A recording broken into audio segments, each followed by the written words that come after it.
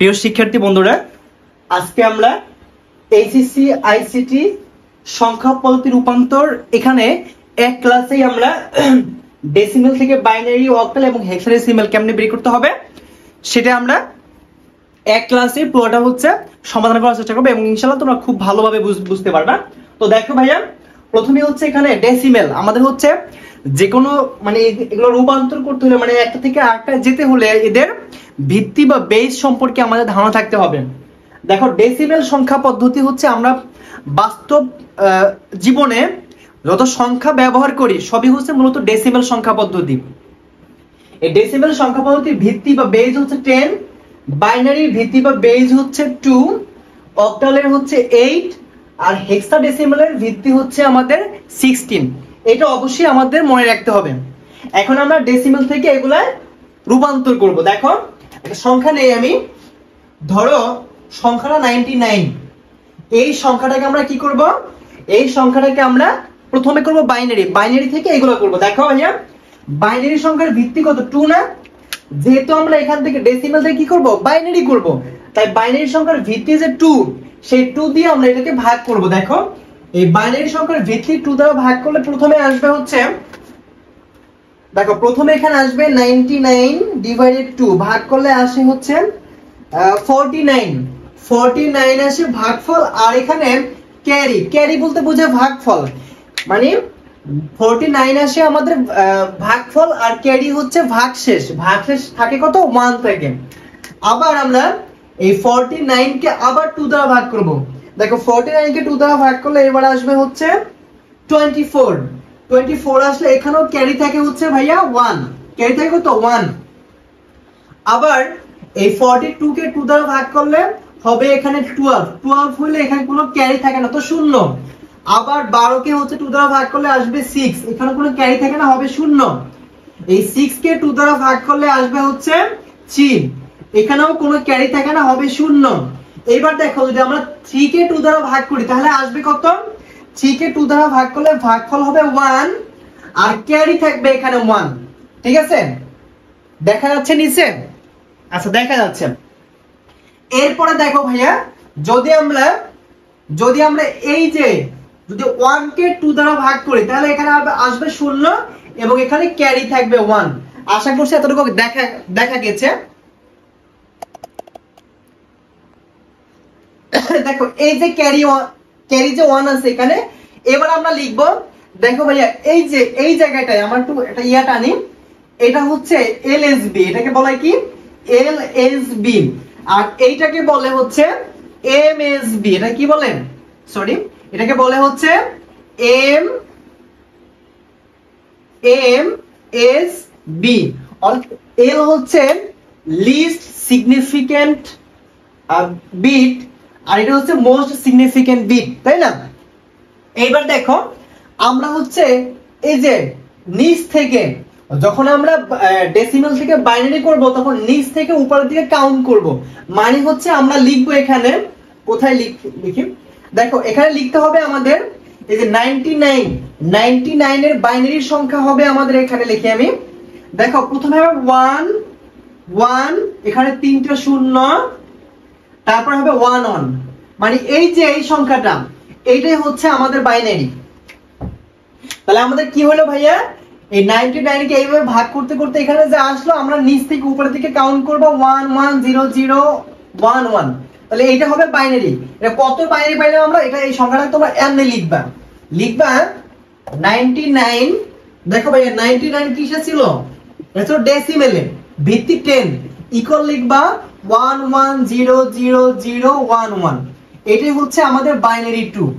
এই যে 99 কে আমরা কি করছি? ডেসিমেল থেকে বাইনারি করছি। এবার আমরা কি করব এটাকে? এটাকে আমরা করব বলছি প্রথমে করব অক্টাল, এরপরে করব হেক্সাডেসিমেল। সবাই একটু মনে রাখবা। দেখো, এটা মুছে দিলাম একটু, হ্যাঁ? এই সংখ্যাটা ছিল বাইনারি, তাই না? যখন আমরা অক্টাল করব তখন 3 বিট নিব। কত নিব? 3 বিট। এখন এই 3 বিট বলতে বোঝায় যে এই 1 2 3, ডান দিক থেকে বাম দিকে। দেখো, এই এতটুকু মিলে আমাদের 3 বিট, তাই না? এই যে এই 3টার সংখ্যা মিলে 3 বিট, আবার এই 3টা মিলে 3 বিট, এখানে দেখো শুধুমাত্র এক রয়েছে, তো আমি এটাকে 3 বানাই দিই, মানে আরো দুটো শূন্য দিলে কোনো সমস্যা হবে না। এখন এই যে 3 বিট লিখলাম ভাইয়া, এখন এইটা মানে কি দেখো আমি একটু এখানে অঙ্কন করি 0 0 0, এটা যে যার মতো সুবিধা বুঝে নিবা। দেখো এই প্রথমটাকে 1 ধরবা, প্রথমটার উপরে পাওয়ার হচ্ছে 1, পরে 1 এর ডবল 2, 2 এর ডবল 4, 4 এর ডবল 8, 8 এর ডবল হচ্ছে 16, আর মনে হয় লাগবে না। দেখো ভাইয়া এই যে এখানে 1 1, তার মানে তুমি ধরে নিবা এই যে 1 1 না, এখানে কত দেখো এই দুইটা 1 1, এই দুইটা 1 1।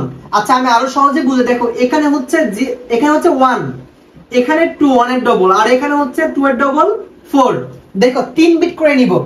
এখন দেখো যেগুলো ভ্যালু হচ্ছে শূন্য ওগুলো আমরা কাউন্ট করব না, ওইটা আমরা কাউন্ট করব না, আমরা কাউন্ট করব যেখানে হচ্ছে 1 এর উপরে যে পাওয়ার গুলো রয়েছে সেটা আমরা কাউন্ট করব। দেখো ভাইয়া এই 1 এর উপরে 2 এর উপরে পাওয়ার কত, এখানে 1 এখানে 2, 1 আর 2 যোগ করলে কত হবে, হবে হচ্ছে 3, কি হবে 3 হবে। আবার একই ভাবে দেখো এখানে এই যে এই 3 বিট নাও এবার, আবার এখানে হচ্ছে 1 এখানে 2 এখানে 4। দেখো এই যে শূন্য এই শূন্য এটা হচ্ছে কাউন্ট হবে না, কাউন্ট হবে শুধুমাত্র এই 1 এর উপরে যা থাকবে ওইটা। তো এখানে আছে শুধুমাত্র 4, তাহলে এটা লিখবো আমরা কত 4 লিখলাম।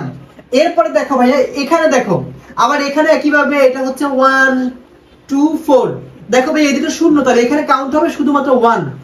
এইবার বলো আমাদের এখানে অক্টালে কত হবে, অক্টালে হবে 1 4 3, যেহেতু আমরা অক্টাল করলাম তাই এখানে লিখবো 8। আশা করছি এখান থেকে দেখো আমরা কি করলাম, ডেসিমেল থেকে বাইনারি করলাম, বাইনারি থেকে এখানে কি করলাম অক্টাল করলাম। একই ভাবে আমরা এটা কি করব, হেক্সাডেসিমেল করব। দেখো অক্টাল কত পেলাম আমরা, অক্টাল এখানে একটু লিখে রাখি 1 4 3, এটা হচ্ছে অক্টাল। এরপরে হচ্ছে ভাইয়া আমরা এখান থেকে কি করব, এইবার করব হচ্ছে হেক্সাডেসিমেল। তো আগে যা ছিল ওইটাই লিখে দেই একটু, দেখো আগে এটা ছিল তাই না, এইটা ছিল না। যখন আমরা হেক্সাডেসিমেল নিব তখন এর বিট নিব হচ্ছে 4, কি নেব 4 বিট, আর এখানে নিছি আমরা কত বিট 3 বিট নিছি। দেখো 4 বিট নাও, তো এই যে প্রথম 4টা এখানে আবার এই 4টা, তো এখানে একটা শূন্য দিয়ে আমরা 4 বিট বানাই নাও, ঠিক আছে। দেখো আগের মতো হিসাব করলাম, এটা হচ্ছে 1 এটা 2 এটা 4 এটা 8, আবার এটা হচ্ছে 1 এটা 2 এটা 4 এটা 8, তাই না। কাউন্ট করো, দেখো এই যে শূন্য শূন্য এটা কাউন্ট হবে না, তো এখানে 1 এখানে 2 হবে, এখন শুধুমাত্র 3 হবে তাই না। আবার এখানে দেখো এখানে 0 0 উপর যেটা আছে ওটা কাউন্ট হবে না, এইটার উপরে আছে 2 এটার উপর আছে 4, এটা আবার 0, তাহলে এই দুটো যোগ করলে কত আসে ভাইয়া, 4 আর 2 যোগ করলে আসে কত 6। তাহলে এখানে আমাদের এই যে 63, এটাই হচ্ছে আমাদের হেক্সাডেসিমেল। আশা করছি তোমরা এখন আমরা সাজাই লিখি, কেমন সাজাই লিখি। কি ছিল আমাদের এই 99 ছিল আমাদের কিসে, ডেসিমেলে। এখান থেকে আমরা করছি বাইনারি, বাইনারি ছিল 1 1 0 0 0 1 1, এটা ছিল বাইনারি। এখান থেকে কি করলাম ভাইয়া, প্রথমে করছি অক্টাল, অক্টাল ছিল 1 4 3, এটা ছিল অক্টাল। এরপরে করছি কত, এরপরে করছি হচ্ছে আমরা হেক্সাডেসিমেল করছি। হেক্সাডেসিমেল কত ছিল, হেক্সাডেসিমেল ছিল হচ্ছে 63, এই এখানে 16। এই দেখো আমাদের ডেসিমেল থেকে বাইনারি থেকে অক্টাল, অক্টাল থেকে হেক্সাডেসিমেল। আশা করি তোমরা ভাইয়ার এই যে এতটুকু যে বুঝাইলাম, তোমরা যদি ভাইয়া এতটুকু মাথায় ঢুকাইতে পারো তোমরা দেখবা যে এই সংখ্যা পদ্ধতির রূপান্তর পুরোটাই তোমরা বুঝে গেছো। এরপর রয়েছে একটু আমাদের হচ্ছে ফ্র্যাকশনের কিছু ম্যাথ রয়েছে, এটা পরবর্তী ক্লাসে ইনশাআল্লাহ বুঝাবো। তো ভাইয়ের ক্লাস যদি তোমার কাছে ভালো লেগে থাকে অবশ্যই ভাইয়ের চ্যানেলটা তোমরা সাবস্ক্রাইব করবা, আর যারা হচ্ছে ফেসবুক পেজ থেকে দেখতেছো অবশ্যই ফেসবুক পেজ লাইক করবা, শেয়ার করবা এবং তোমার বন্ধুদেরকে এটা শেয়ার করে দিবা।